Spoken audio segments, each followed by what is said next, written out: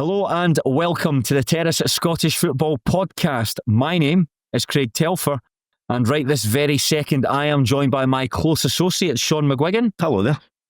And do you know what happens when the Paul Walker and Roger Rodas of the Terrace get together? That's right, we are going to go out for a nice pleasant drive with one another. We will reach speeds of about 93 miles per hour and then crash into a big concrete lamppost. And in the seconds between impact and death, I do hope we might be able to sneak in a wee discussion about some lower league Scottish football. That was a slightly darker introduction than I was expecting. Shaughan, it gets harder and harder to come up with them. Sometimes you got to go to the dark side a little bit, and I think we did that right there. We certainly did. I can imagine Fowler deliberating over that introduction for a wee while. Listen, but we'll see how it goes. Don't go 93 miles per hour in a 45 mile per hour zone if you don't want to get mentioned in the introductions for funny podcasts. Listen, I can't drive, but if I could, I wouldn't do 90 odd miles per hour at a 45 miles per hour speed limit. Let me tell you, someone who can drive, that sort of behaviour is actively discouraged by your driving instructor. So when you finally do get behind the wheel, Shaughan, they will say, listen, when you start revving up, they'll say, ho. It's a 45 mile per hour zone here. Slow it down, speed racer. But nevertheless, Shaughan and I are back once again with one of our patented 3-game roundups. We'll be looking at one game from the Championship, another game from League One, and a third and final fixture from League Two. You know how it works by now, but it is important nonetheless that I set the scene for you. Shaughan, how are you? Are you well? I'm very well. We've spent a lot of time together. We're recording this on the Wednesday. We've spent a lot of time together today. But yes, I'm very well. Are you okay? Yes, I'm good. I'm glad things haven't changed too drastically since 5 minutes ago when we recorded a podcast about the Scotland game. So that's always good. I am well. You don't need to ask me while you take a mouthful of your drink. We will just get straight into it because that's what the listeners want. They don't want us to talk about cracked bathtubs or pot plants or leakages. I think they do like that. I think you're wrong. I think they do kind of like that. No, I don't think they do. I don't think they do. I mean, there's been a lot that's been happening in this flat recently. A lot. And I've kept it to myself because I think our listeners are fed up of hearing about my destructive home life. But we'll gloss over that and we'll go straight into the action, Shaughan. And we will start with the Championship. We could have picked any of Saturday's 4 matches, to be honest, because there's loads of interesting stuff to talk about. But we'll focus on Airdrieonians' 3-0 win over Raith Rovers at Starks Park. Gavin Gallagher put the Diamonds ahead just before half-time, and 2 excellent goals in 10 minutes from Ewan Henderson and Chris Mockery gave Airdrie a deserved win. Fair to say, not the ideal start for Paul Hanlon's interim management at the club. They're in 7th place with 18 points, but the Diamonds, although they are still bottom with 11 points, they're now 1 point behind Ross County in 9th and 2 from Queen's Park in 8th. Shaughan, you were there for this. I was in the pub with you afterwards. You were miserable. So give me your shots on Raith Rovers 0, Airdrieonians 3. Yeah, I mean, I suppose if this was a contest between 2 kind of on-trial interim managers who would like the job permanently, then very much Aaron Taylor-Sinclair was the winner. I think there was some suggestions from Raith Rovers fans that this performance and result, let's go with performance, was worse than anything that they served up under Barry Robson. Really? Wow. But that's just, I'm not entirely sure that's the case. I think that I don't think it was a 3-0 game. That's what I would say. Mm-hmm. And albeit Airdrie deserved to win. And I do think that Raith tried to play football. I could kind of see at points during the game why Barry Robson had decided that they couldn't, why he wanted to go so direct, because actually it feels like the group of players that they have right now aren't particularly adept at playing a kind of short passing game. But regardless, Paul Hanlon certainly tried to do that, and I thought they were a bit more on the front foot. I thought they created certainly created more chances than Raith have, and goodness knows, maybe any game this season, but more half chances than good chances. But I do think that maybe the setup was worse. So as in, it was easier for Airdrie to play through Raith than if Robson had still been in charge. But regardless, I think a heartening performance and result for Airdrie, who I'd all but written off in terms of being relegated this season, and in terms of Raith, concerning that they could potentially be sucked into a relegation battle. We'll come on to Airdrie in a second, because there's something you said there that I think chimes with Paul Hanlon's post-match interview, where he said he tried to make the team more attacking, but ultimately that was the wrong thing to do, because the things that they thought they were going to get from Airdrie, they got, but the players didn't quite take on what he had passed on to them. Am I right in saying that's what he said after the match? Yeah, which was quite interesting, but I don't know if I necessarily agreed with it. It's not as if Raith were like non-stop like attacking. Like Airdrie were quite on top for like chunks of the game. They probably might have had more of the ball than Raith over the piece, and the chances that Raith created, as I said, it was more half chances than good chances. The only one, and to be fair, I think it would have changed the game. The chance from Incio, when he the ball was played across to him, and he kind of went with it it felt like he went with it with his wrong foot. So actually, if it hit him, it would have went in, but he kind of swept it past the post. I do think it potentially becomes a different game from that point. But I wouldn't. It's not as if Raith were gung ho. So that's the only thing I would say about Paul Hanlon's post-match comments. What about then Airdrie? Because going by the highlights for this, it looked like they might have done a bit of number on Raith Rovers for the first goal. It looked as though they were really, when Dylan Easton, it's quite a poor ball that he gets in for, it's a dangerous pass that he gets in from Scott Brown in a dangerous area where there's three players around them. They look like they did really well to swarm him, force the mistake, and then ultimately leads to Gavin Gallagher having the shot and it going in.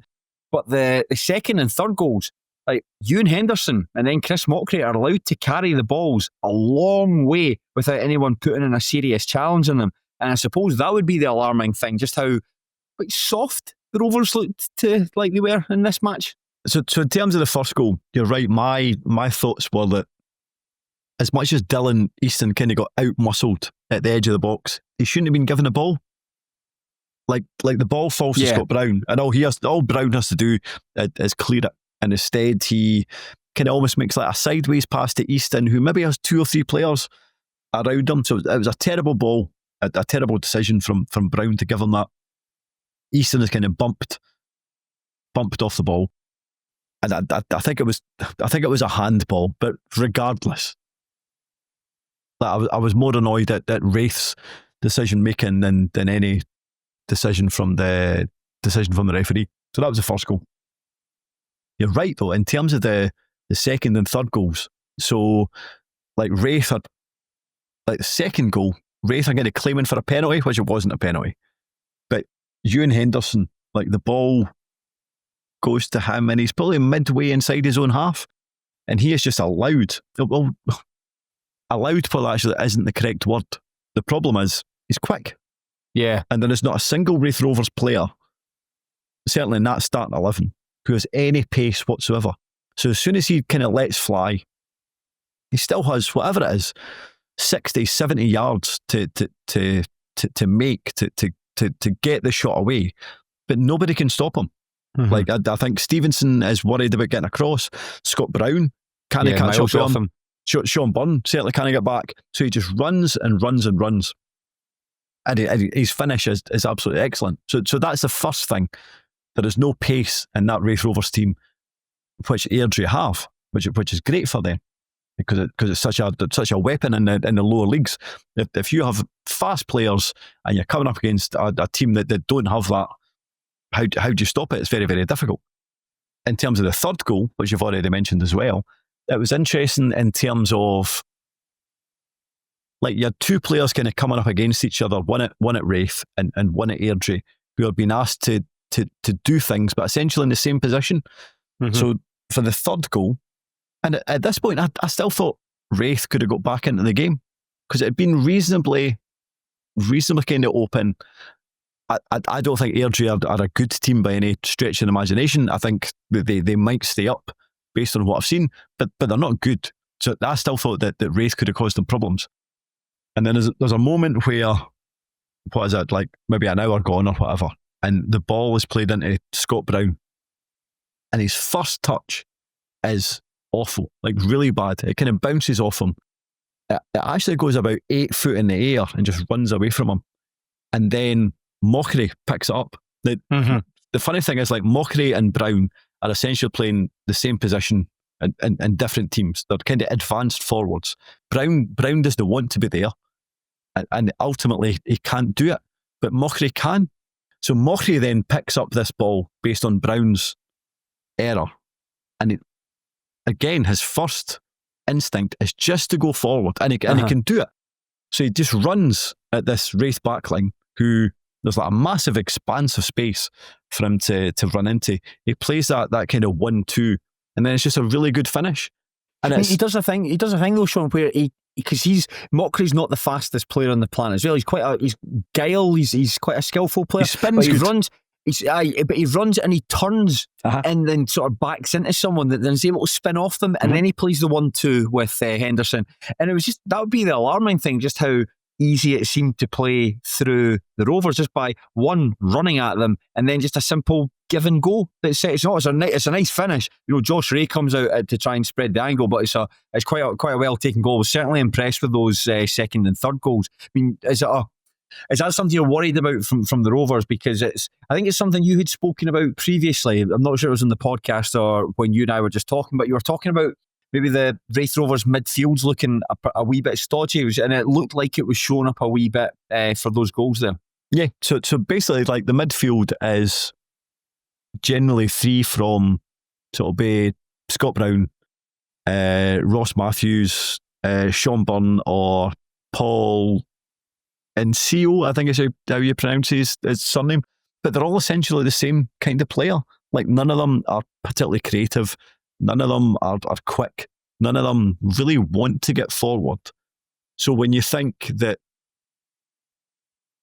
when you think about when Raith Rovers were good in the Championship a couple of years ago, like you talked about Sam Stanton, like all the kind of good stuff that he did, and you compare Stanton to the kind of four central midfielders that they have now, and it's kind of night and day. So like they're quite happy to sit in and maybe protect the back four, but they're slow, they're not creative, they don't want to get forward, their passing isn't particularly great.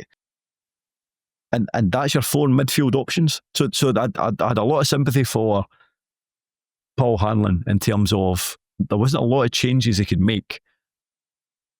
But Saturday was grim. There's a lot of booing, especially after the second goal went in, and then even more booing when the third goal went in. Who is the anger directed at? With Barry Robson now being taken out of the picture, it doesn't seem like there's a specific focal point. Is it just on the players for just being quite easy to play through? It was interesting, actually, because Scott Brown, you probably didn't see this, but Scott Brown was interviewed in the Courier, and he actually talked about the booing. So he'd said that he feels that the fans are too quick to get on the players' backs, and that it makes matters worse. Now, I think as a general point, I agree. I don't think booing helps matters at all. And I was trying to think, so like there was a point in the first half where I think we were a goal down at this point. Josh Ray kind of fluffed a clearance and people started booing. And I think Jack Hamilton got a hard time during the game. Now, Jack Hamilton has had a poor season. Whether it's confidence, whether it's the fact he's not recovered for his last bad injury, I don't know. But ultimately, he's not having a good season. So like you would play the ball up to him, it would bounce off him, and there would be grumbles. Yeah. So I suppose that if that's your job, you go in at half time. Like Josh Ray, like literally reacted when there was the kind of booing. He kind of gestured, so you could tell he wasn't happy. Clearly, Jack Hamilton wouldn't be happy because he is getting a hard time. So you would imagine that would be discussed. So in terms of Scott Brown coming out afterwards, I think it might be a combination of it's been discussed in the dressing room and as the captain of the football club, he feels like he should discuss it. And also it's quite hard as well, because you only get the quote, but he might have been asked, so he maybe didn't bring it up. Maybe the journalist from the Courier brought it up, and he was just answering the question. But certainly he said it doesn't help. But I think, I suppose to answer your question that you asked ages ago, Raith are on a poor run. Yeah. Like, we're just a poor run of form. And I think up until November, it was like, right, okay, so we aren't very good. And we're not as good as St Johnstone. And we're not as good as Partick Thistle. Maybe not as good as Dunfermline. Not as good as Ayr. That's hardly the end of the world. However, November was supposed to be like, on paper, the better month. So it's like, Morton, didn't beat them. Queen's Park, lost to them. Airdrie, lost to them. And I think there is a frustration amongst the Raith Rovers fans, and also maybe a sense of fear, because December is a tough month. Like, in December they play all the teams at the top end of the table. So probably a combination of just ultimately frustration. But we've been so poor this season. Just a really poor team to watch. And Saturday, I don't think anybody believed that getting rid of Barry Robson was going to be any kind of silver bullet. I think everybody knew that this was a squad that was lacking. But I think they maybe hoped that just having a different voice in the dressing room might get something else from the players, and actually that didn't happen at all. So maybe there's an element of fear in terms of Saturday. I'm going to ask you two questions. The one then, Shaughan.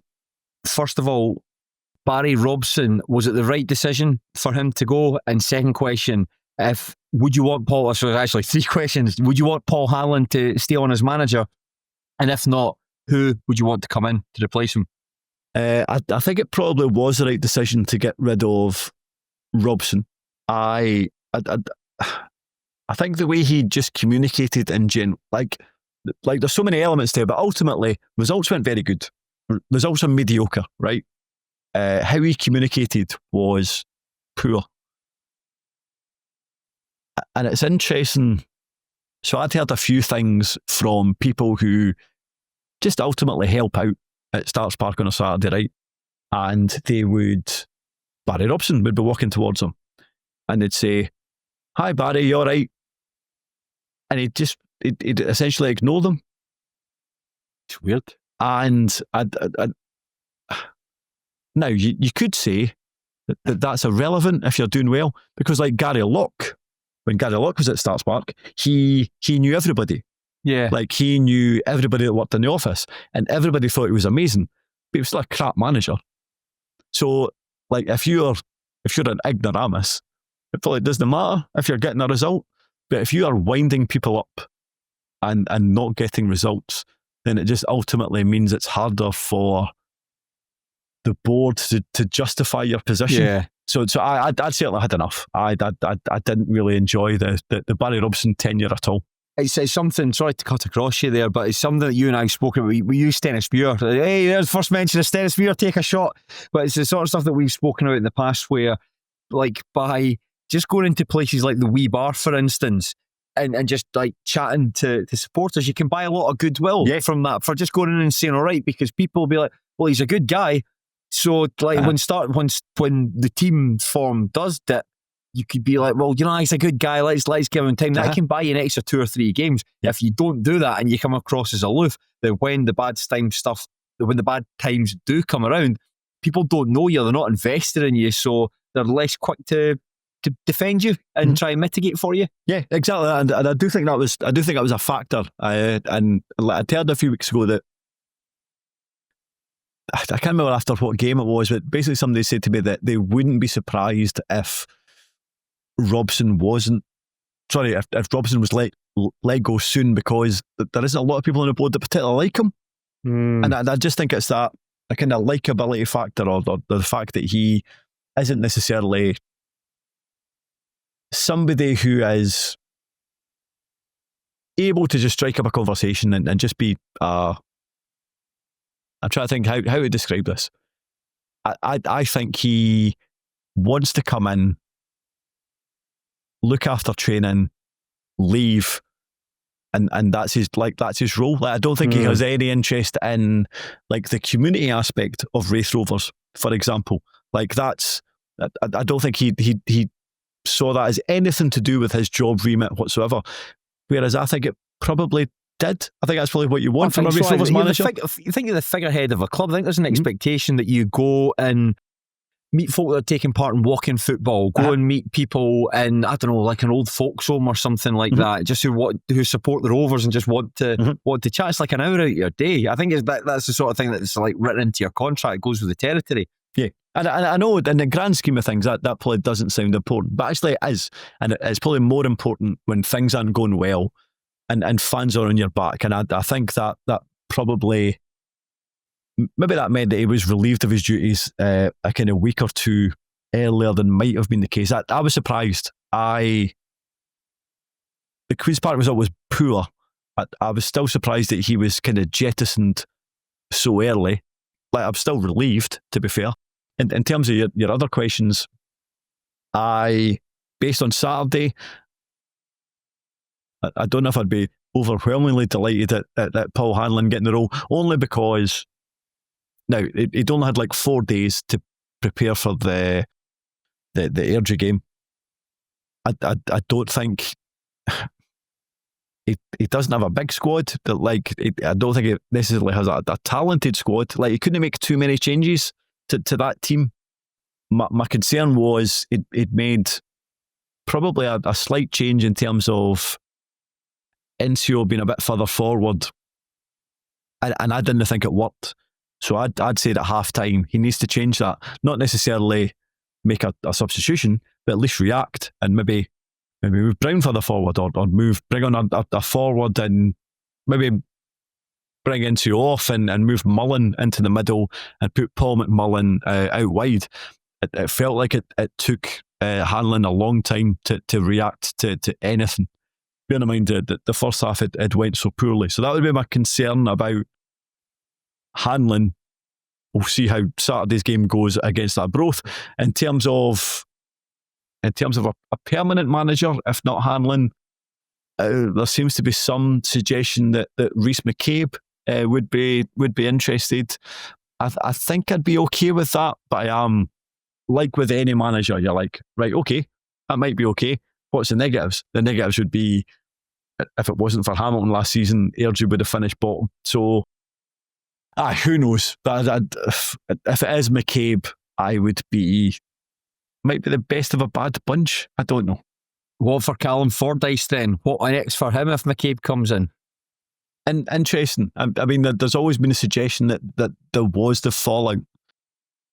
Who knows? Maybe there was a fallout. Maybe there wasn't. Maybe the fallout was now so long ago that they could shake hands and forget about it, or maybe Callum Fordyce would move on in January. I don't know. I mean, what I would say about Fordyce is I think he's been good for us when available, but he's been unavailable quite a bit due to injury worries. So let's say if McCabe was to come in and Fordyce suggested that he couldn't be at the club anymore, I don't think it would be a total disaster.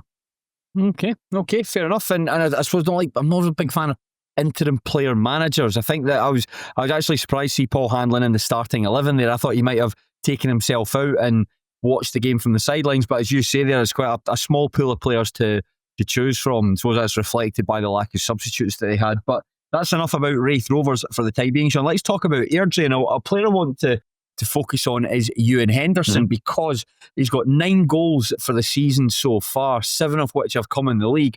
On paper, it looks like he's in a good season, but going by what you read in Pie and Bovril, I think he's somebody that the fans haven't quite taken to. There's perhaps question marks about his attitude and application. What did you make of him when you saw him on Saturday? I mean, I like the look of him, but I do. So you're right in terms of Airdrie fans didn't seem particularly taken by him at the start of the season. But then I don't think Airdrie fans were particularly taken by anybody up until the last month. And I think in terms of under Aaron Taylor Sinclair, they've they seem to have essentially reverted to how they played under Rhys McCabe. And I think everybody has kind of come onto a game. And you're right in terms of Ewan Henderson. He might not necessarily be a striker. I'm not entirely sure what his best position is, but he's quick. He can finish. He's got 9 goals already this season. It's like there is a lot to like, and I think Airdrie fans are now starting to take to him. Yeah, I mean, his run for that was for that first goal was really good pass and assist and a goal in that match is really good. And I quite like listening to him. I was really impressed with his post-match interview after the 1-1 draw with Partick Thistle from a couple of weeks ago, because that match was Airdrie had played generally very well in that. From where I was sitting in my armchair watching it on the BBC Scotland channel, it had not been for a catastrophic goalkeeping mistake in the 94th minute, they'd have come away with 3 points.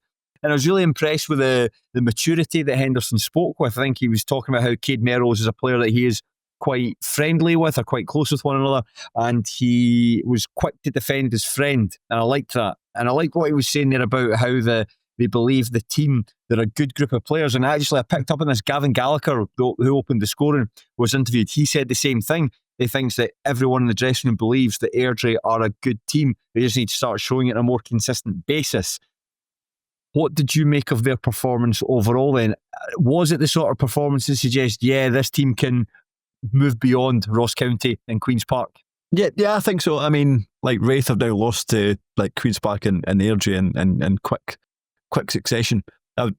In terms of Saturday's game, I would say Airdrie were the better team. And as much as it wasn't a 3-0 game, the 3 points for the Diamonds was very much warranted. If you compare it to the game previous against Queen's Park, I think it was different, as much as it was almost like a nothing game. Like Raith didn't really create that many chances. I thought they had the majority of the ball. I think Queen's Park essentially created 2 chances, of which they scored both. So if you want to compare both teams, Airdrie feel like they probably had more about them. So based on that, yes, they're still bottom as it stands, but I think if they can continue to play like how they have done over the last month, I think they do have a chance of kind of reining in 1 or 2 teams that are currently above them. I always thought that when I looked at the teams at the bottom end of the table, I was looking at teams like who we expected to be at the bottom of the table. Every one of them's got a goal scorer. And I looked at the Airdrie team and thought, they don't necessarily have a goal scorer, but maybe they do for like 9 goals in 19 games for a pretty mediocre team who have really yet to get going this season. I think that's a good return for the Diamonds. And Ewan Henderson, I'd like to say, quite like the cut of his jib. Wasn't too keen on Aaron Taylor Sinclair's post-match interview.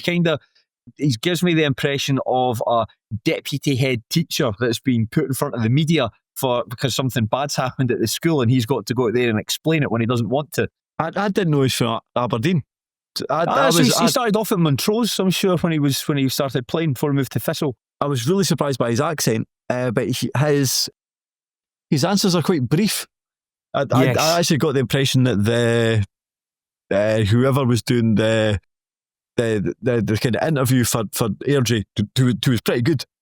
I got the impression they probably had to ask another additional couple of questions. Yes, because Taylor Sinclair's answers were so short.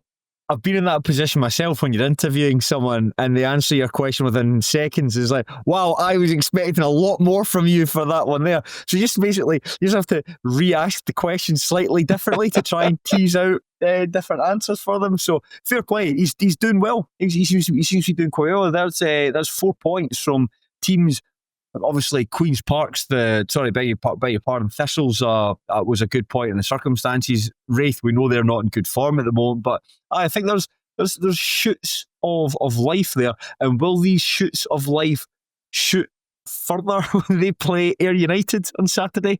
I am sure that Airdrie's record against Ayr United is absolutely terrible. Oh, it is, isn't it? Does it not go back years as well? I'm sure it's dreadful. So if it can eke anything out of that game, then maybe it deserves the job full time. I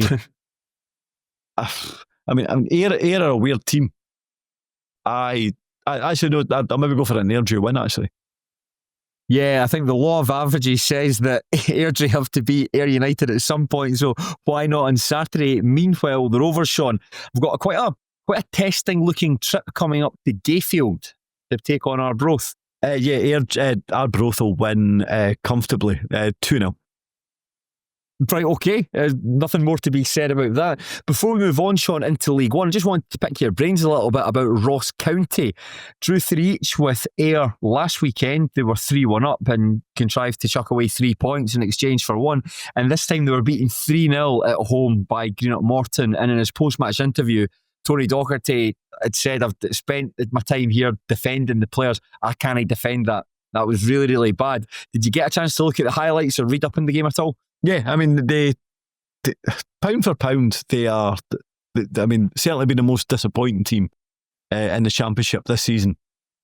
I think in terms of, it's weird, in terms of Tony Docherty, I believed when they appointed him, it was like, right, I suppose it was a wee bit like when Ross County signed all those players in the summer. I was like, wow, I've heard of some of those players. They'll be good.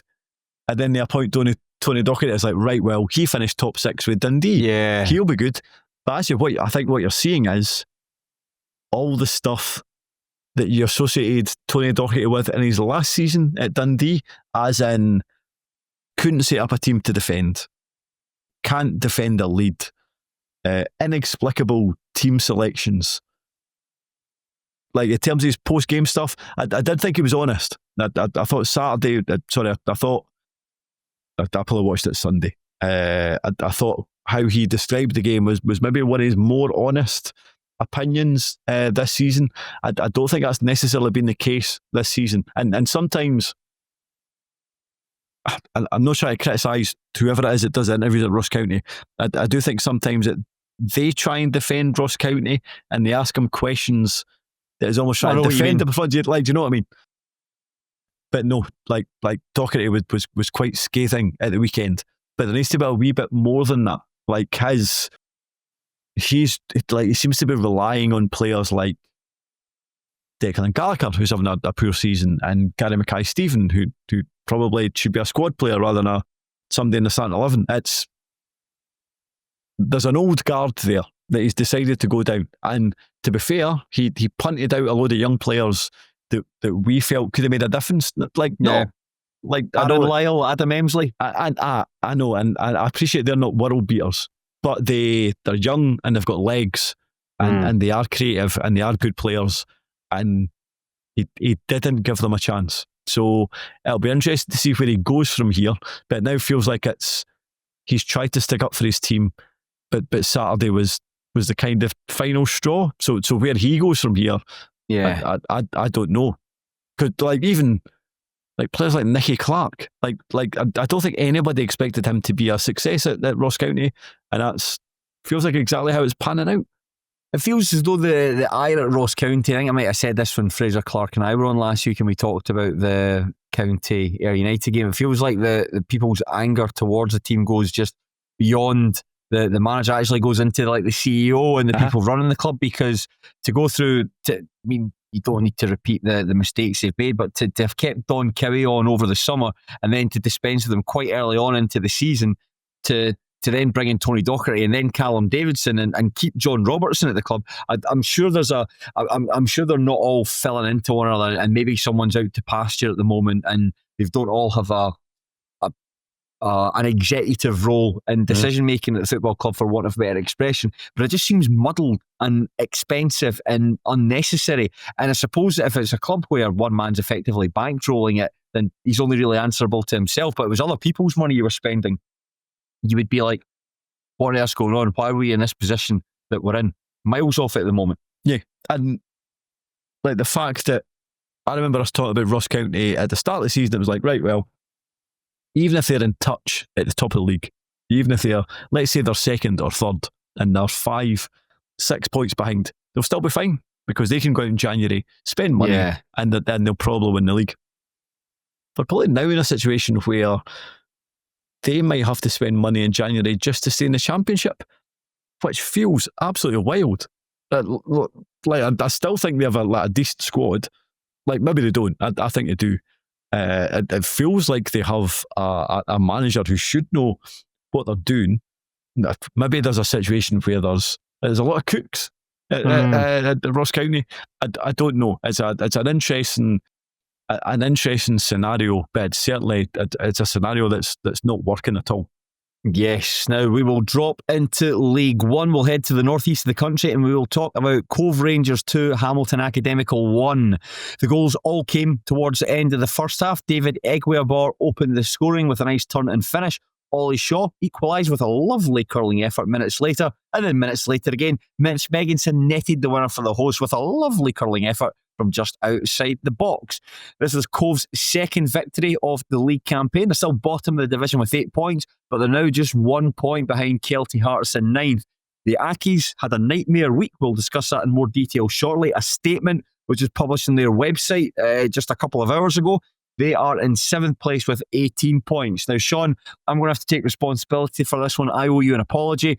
I picked this match despite the fact there was no viable match highlights from this. I had to piece together what happened by watching videos of the goals across both clubs' Twitter channels. So not a lot to go on for this one, but I think perhaps just a good opportunity to get a lie of the land of where both clubs are and maybe talk a little bit about this game as well. We'll start with that action-packed end to the first half with the goals. Thought this was a nice goal from David Egweabor, and it kind of shows you the potential that he's got. I think that when we talk about David Egweabor, we say that, well, he's not quite as good as Mitch Megginson. He's just there until Megginson can actually return to the starting berth. But this was a little reminder of the talent he does have.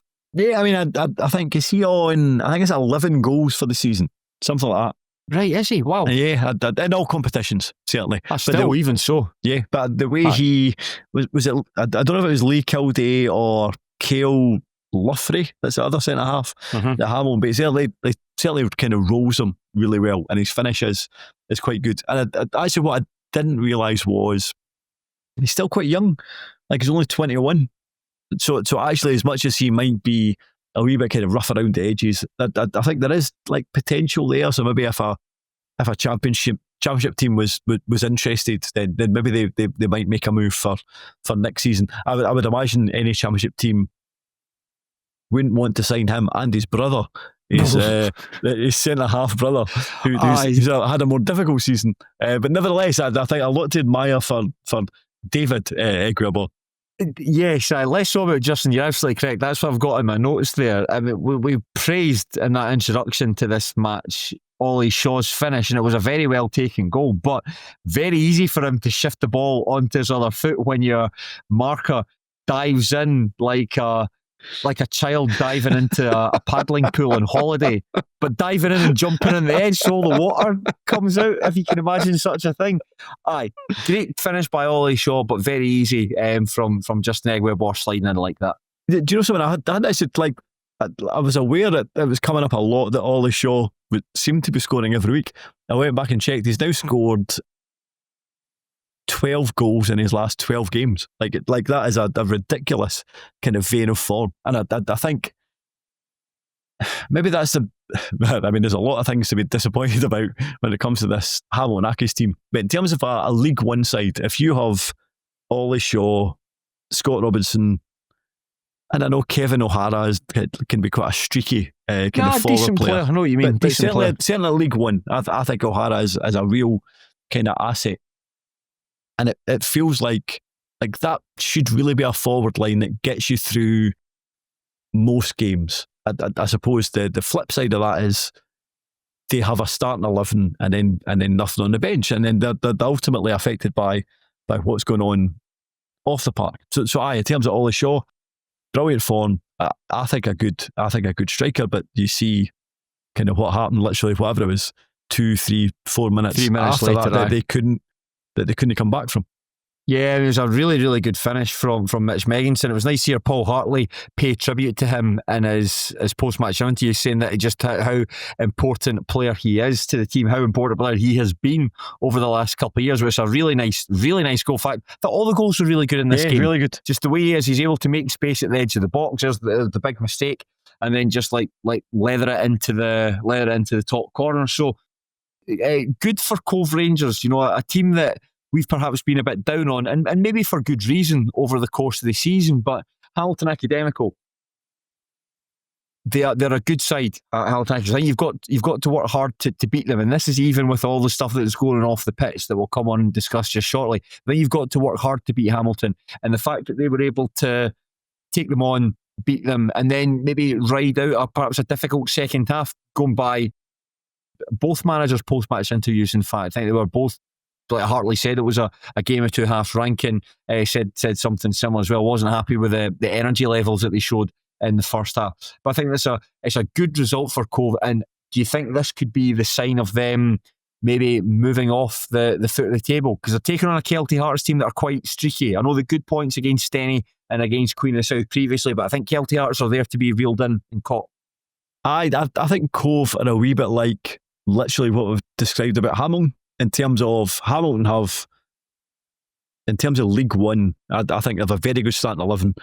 I think when you scratch below the surface, there's very little there. And I think Cove are in a similar position. There's been a number of games this season where, like, they've had maybe 2 subs or 3 subs. And that's when you maybe take into account that maybe some of the better players have been out. But even when everybody's available, that like they don't really have any substitutes.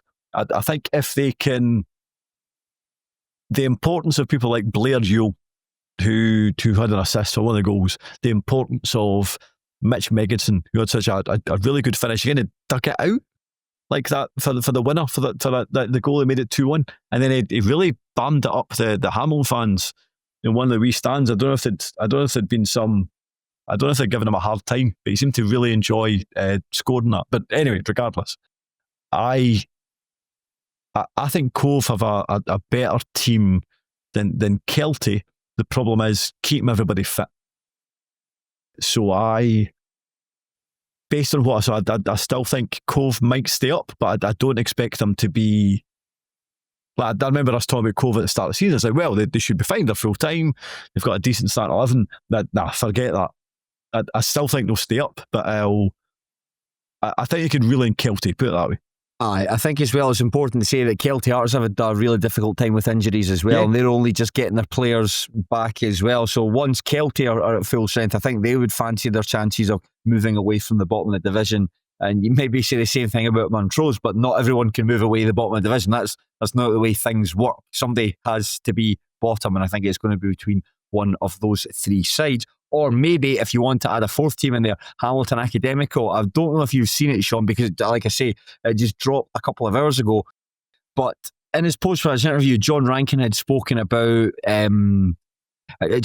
what lay ahead for the club on Tuesday or Wednesday of this week. And the statement is basically I've put on their website to say that Serif Zengen is not going to appeal the decision from the Scottish FA that he is a fit and improper person. So I think he's effectively no longer running Hamilton Academical. I think that's the way it's working. However, Jerry Strain has put an appeal, or an appeal has been lodged on his behalf, and that process will now run its course through the appropriate channels. Mr. Strain remains the director pending the outcome of the appeal.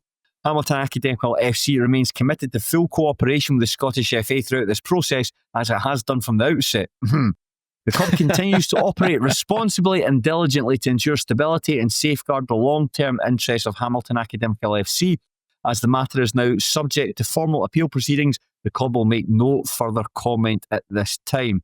Now, I'm not sure if that's a good thing or a bad thing. Certainly it buys them time if the appeal process is going on and they do have a director in place, and that keeps things going for the time being. Not sure if you would want that director to be Jerry Strain, but you've got to say fair play to John Rankin, I think, in this instance, because it must be infuriating just trying to keep this football club going, try to keep these players fit and focused and motivated and concentrating purely on the football, but you keep on being let down by the people around you, the people above you even. So I think he is doing a very, very good job in the circumstances. I know that we might have been a bit down on him in the past, but fair play for keep on going. And his post-match interviews are really worth watching now, because I think it's a real gateway into someone that is going through a very difficult time and doing their best to try and keep it all together. Yeah, totally. I do think he's doing a really good job actually at Hamilton, considering everything that's going on off the field. I I'll be honest, I wouldn't be against him rocking up at Stars Park to be the next manager. But regardless, I hope that wherever his next position is, he has an easier time than what he's currently getting at the Accies. Yeah, definitely. I mean, it just must be, not to labour the point, but it just must be so hard when they've got a good side, Hamilton, and I think if we're just repeating the points that we're making, it's maybe North doing it, but just the idea of we can't sign anyone, but we've brought this guy in amateur terms. Oh, brilliant! Wink. Well, sorry, and also we can't play him. Why were you making a noise when you're winking? Oh, no reason. Wink. And I just wonder, there's a really good, I was going to say as well, for the people who don't subscribe to the Patreon, you really should. There's a really good podcast that Craig Fowler recorded with Brandon Coghill from Only Accies podcast, which he's spoken to Brandon a number of times in the past, and Brandon's a really good interviewer, and I quite liked it. He's quite defiant, Brandon, and I mean that in a good way. He was like sticking up for the club in the face of what they've been put through, or quote unquote put through, at the hands of the Scottish FA and all that. So it's worthwhile listening to, and it gives you a far better idea as to what is happening at that football team. And you just worry if they're going to make it through to the end of the season. Yeah, I agree with what you're saying. It felt like the appeal for Jerry Strain was very much a play for time. And maybe that'll be fine. I kind of have my doubts. Yeah, it's just extraordinary. So definitely more to come. And like I say, do subscribe to that podcast, because they can talk about it in far greater detail than myself and Shaughan can. Anyway, up next, Cove Rangers and Alloa Athletic. As much as Cove have had a kind of uptick in performances, I like what I've seen from Alloa in recent weeks, so I probably fancy Alloa to win that one. Really need to get a look at this guy at Alloa, Andy Clark, who we'd spoken about him in the big preview podcast. He's a medical student who had played full-time football, I think, for Linfield, so that'd be Northern Ireland. Played full-time football in Northern Ireland, and I think that he had been injured early on in the season, and a lot of people are like, where's Andy Clark gone? And Andy Clark is beginning to catch a bit of fire at the moment. He's apparently, in fact, he scored a really good goal against Montrose, in fact. Or no, he scored a goal in that game, and he set up Stefan Skugel with just this wee dinked, chipped pass. You don't tend to see that at this level very often, so I think he's a player worth keeping an eye on. So if Cove Rangers can keep an eye on him, they can maybe keep Alloa out. But then Alloa have got the two Callums from Rangers, the Burnside and Adamson. There's a club who have definitely got the better end of the cooperation agreement with Rangers than Raith Rovers. I like the fact that Raith Rovers got Josh Reynolds, but he is just constantly on international duty. he's never here. Just like Wales under 19s seem to have more games than any league team. It's incredible. You fucking love Wales so much. Why you fuck off and play for them on a permanent basis? The other game, Shaughan, is Hamilton Academical versus Kelty Hearts. Hamilton to win that one. I think Hamilton to win that, but goodness knows what will also be coming down the track from them. Maybe like a long lost, I think it's a long lost cousin or something like that is going to happen. I think what's going to happen next for Hamilton is John Rankin's going to go in the shower, and he's opening it as Jock Brown's going to ask him if he can hand him a towel. With a K-pop band behind him. Yeah, there you go. No, I'm saying Jock Brown, the former chairman. I said John Brown, which made even less sense. Why would John Brown be handing a cape with a K-pop band? That's deeply absurd. Got to say though, man, John Rankin is in phenomenal shape as well. Did you watch the Masters the other night? Yeah, he looked really good. I must admit, I'm not quite as sold on the Masters as you are. Love it. It's okay, but I think ultimately it's just kind of older men that are a bit overweight, kind of walking about. Like again, certainly that Celtic team. That Celtic team was like a kind of walking football team. So I don't know. I thought it was okay. I didn't think it was great. It must be if you have enjoyed your retirement and then you come up against somebody like John Rankin, you just think, oh Christ, he looks in great shape. There's something about him, you can tell like underneath that top, he is in very good nick. He certainly took more care of himself than Bobby Petter, for example. If I was putting the Celtic Masters group chat in and Bobby Pettis said that, oh, lads, I can play, I would. But maybe Celtic were struggling for numbers. The fact that Paul Rachupka was somehow playing goals, where did they find him from? Never played for Celtic in his life. Anyway, just before we move on, Shaughan, just a wee bonus. I don't know if you saw Peter Murphy's post-match interview following Queen of the South 1-1 draw with Kelty Hearts. I didn't watch it. It's only 5 minutes and 16 seconds. Get away. To me, that suggests he had an appointment immediately after the game and had to leave quite quickly. Or maybe Susan did. Who's Susan? Sandra. Sorry, Sandra. Maybe Sandra did it. Or maybe he just realised there's not much value berating this guy with the same questions for that length of time. Maybe she's just learned to just once he's answered a question, just that's probably fine. Don't ask him the same question again, but just slightly differently. Yeah, I hope he's okay. I hope he's okay. But anyway, I'm sure that might be the shortest of all time. 5 minutes 16 seconds. Brilliant, a new record in a good way.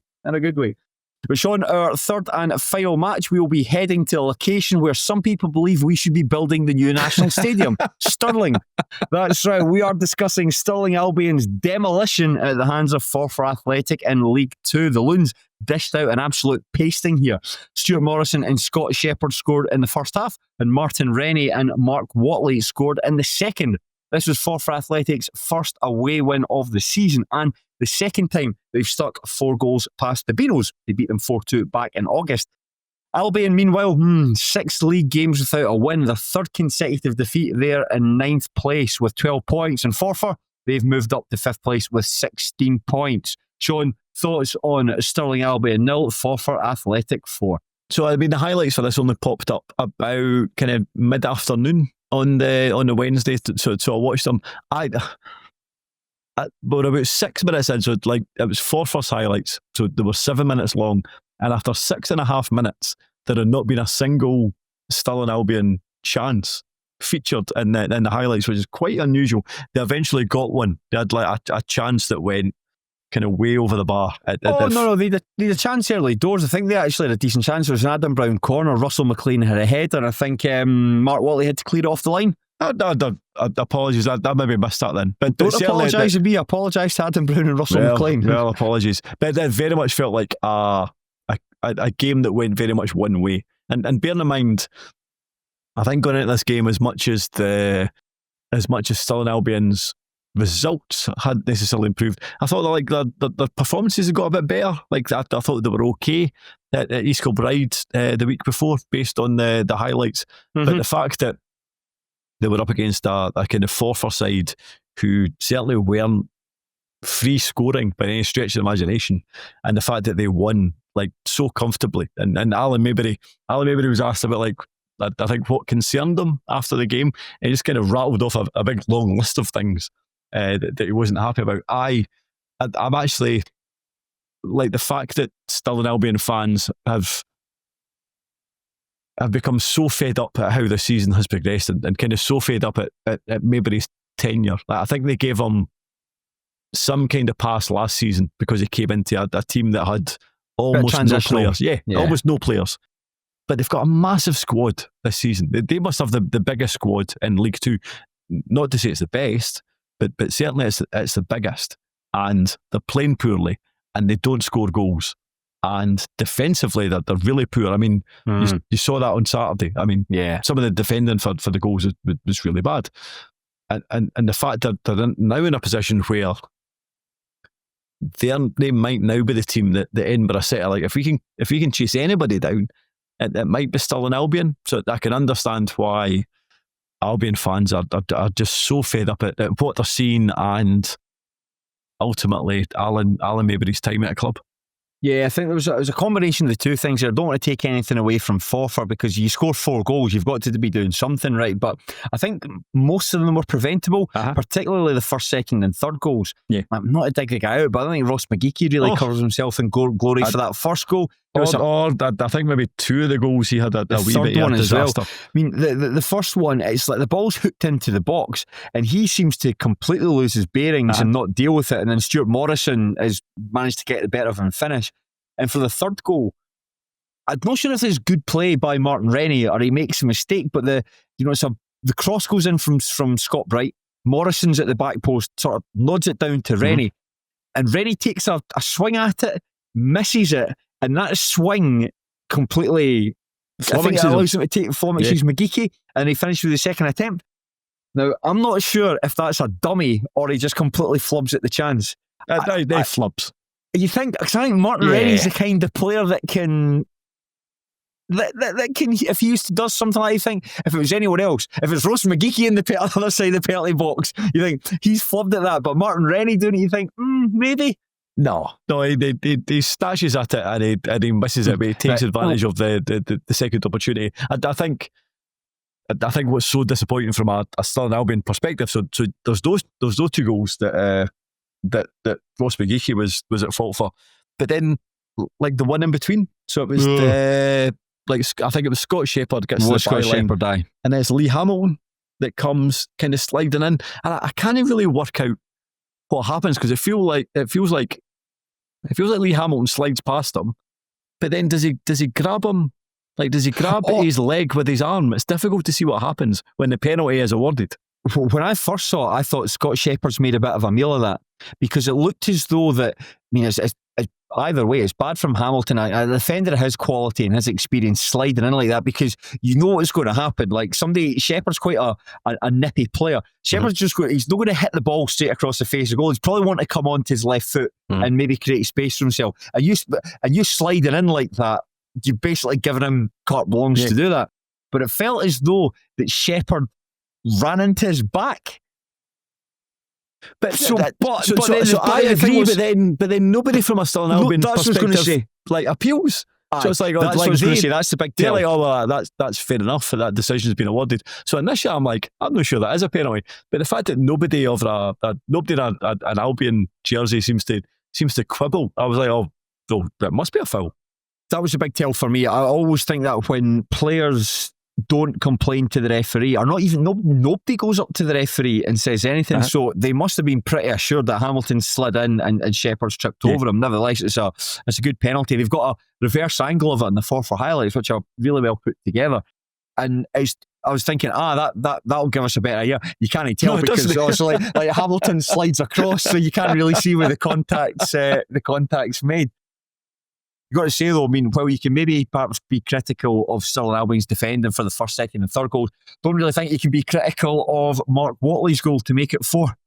No, it was really good. And I think by that point, Forfar were kind of toying with them. Like, I think it was, I can't remember at what point in the highlights, it might have been 3-0 or 2-0, but I was quite frustrated where, because other than the goals, there's no too many highlights. But there's a point where, like, Scott Bright brings the ball down just as it's about to go out. So he brings it down quite well on the left-hand side, and then he starts a move and it goes right across the park to the opposite wing. That's good. Really good. Maybe 4 or 5 Forfar players involved, but the shot goes just past the post. I was like, this is going to be a really class goal, and ultimately it wasn't a goal. But by the time it gets to 3-0 and 4-0, you can actually hear the Forfar fans doing the whole kind of ole, and at that point, by the time we got to 4, you're right, they were actually toying with them, but that was a really good finish.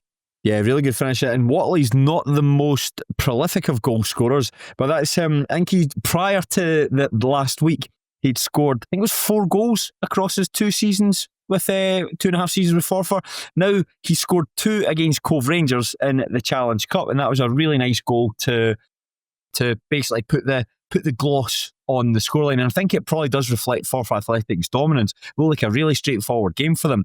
And I wonder, looking at Forfar's recent form, not fantastic. That was a first win in 6 matches prior to this. Is this an indication that Forfar can kick on?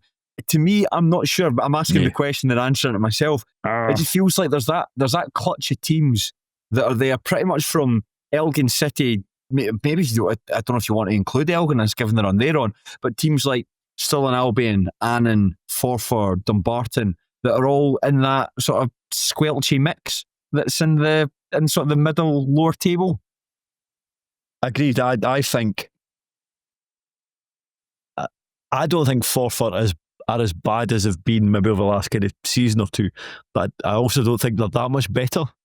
I thought at the start of the season they might have been, I thought Jim Weir would have had and I suppose he has had some kind of positive impact in that they are slightly better than they have been over the last kind of season or two.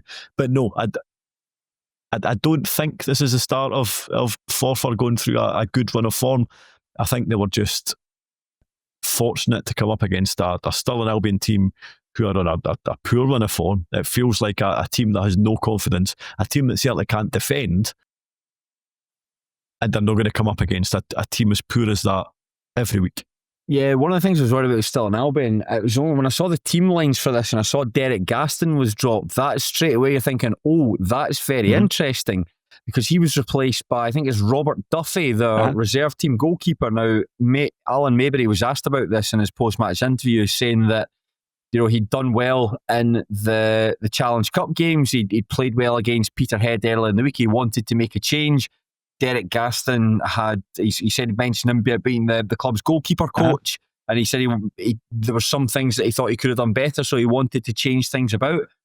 I think that's very unusual for a manager to break ranks. Somebody who's also as well the goalkeeping coach as well, someone who wants to make that change. And when I see somebody like an experienced player like Derek Gaston getting dropped, I'm not sure, maybe I'm reading too much into it, but to me it suggests a bit of disharmony within the team, or a manager is just like taking stuff and just trying to chuck it against the wall and hoping that something sticks.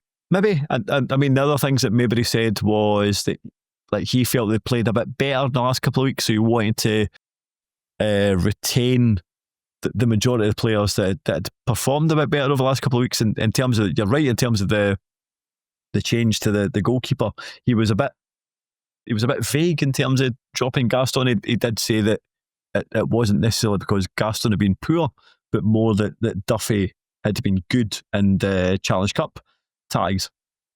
The other thing that I thought was quite interesting was he mentioned the fact that, like, Stirling Albion's got quite a young, he goes, we're a very young team. Now, I kind of see where he's coming from in terms of, like, Duffy's 18 in goals. So they had Corey Thompson out wide as 19. Cooper Knox is 19. Yep. Billy, is it Hutchison? As a teenager. However, so yes, they've got 4 teenagers in that team. However, see the rest of the team. All of them are experienced players, guys that have got like a huge amount of games at this level, and maybe even the division above. So I don't know if I would necessarily agree that this is a young Stirling Albion team. It feels like the core of that squad is very, very experienced. So I don't know if I would agree with that. I felt like that was a reach in terms of if you're looking for an excuse for being so poor on the day. Yeah, it's not going to get any easier for them because they're taking on Elgin City at Fourth Bank on Saturday. And this is an Elgin City side that have won their last 5 matches in all competitions, going pretty well. And I seem to just like moved away, as we mentioned earlier, from those sides. The clutch, they're in 4th place at the moment. What are you expecting from this game? I feel like... So I'm surprised that Maybury's still in situ at this moment in time. And I don't see him kind of clawing it back. And I can see Elgin winning this one, and then maybe that might be Maybury's last game at the club, unfortunately. I think you might be right. You can't have as many, like 3 defeats on the bounce for a team that have got promotion aspirations. It's just not really on. I don't think fans are standing for it.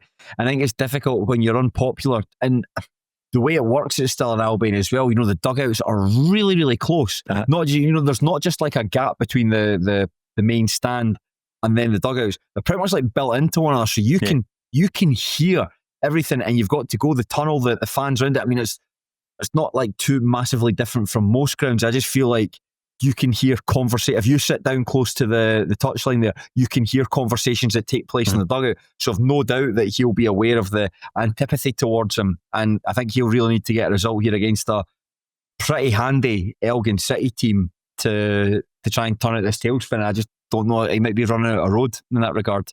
And of course it was that I forget his name, sorry, but Stirling Albion had to put out that statement a couple of weeks ago because I think the assistant got Tony McMinn. Yeah, they got in some kind of argument. I think he reacted to the crowd and said something that he maybe shouldn't. So there's something quite, I was going to say venomous. That's not the right, but the relationship between the fans and the management team at that club at this moment in time is in a really poor place, unfortunately.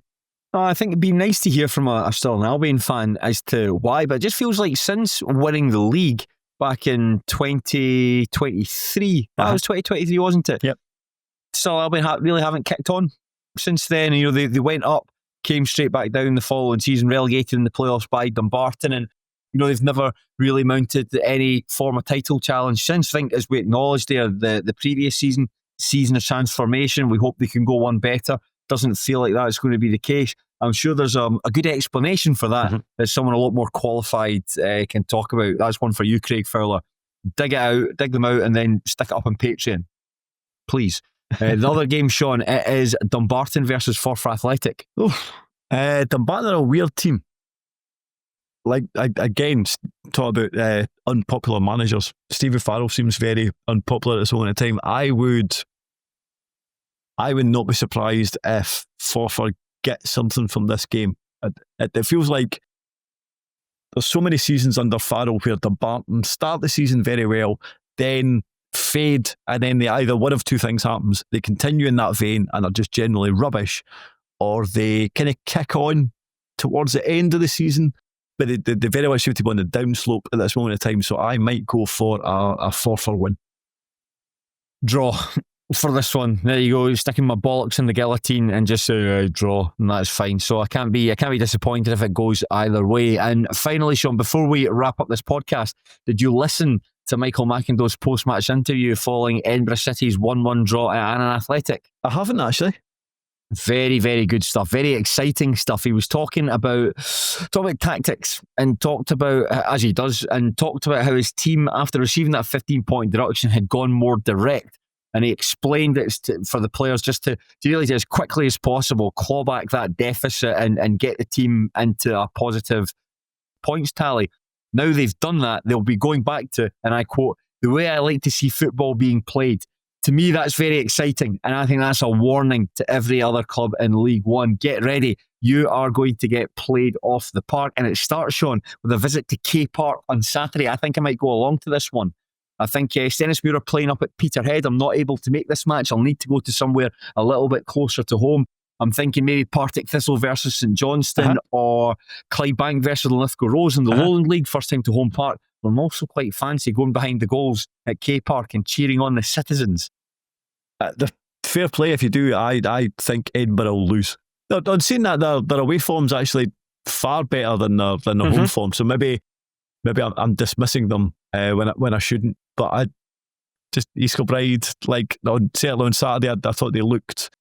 They overcome a strong challenge from Stranraer at the weekend. So I still think East Kilbride will have too much for them.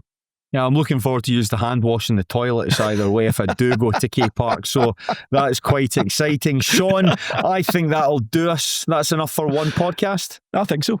Yeah, I think we'll wrap it up there. If you have enjoyed listening to myself and Shaughan talk about the lower league Scottish football, the lower league Scottish football in general, it's not a definitive. You heard us mention it a couple of times. You can listen to the Terrace Scottish Football Podcast Patreon.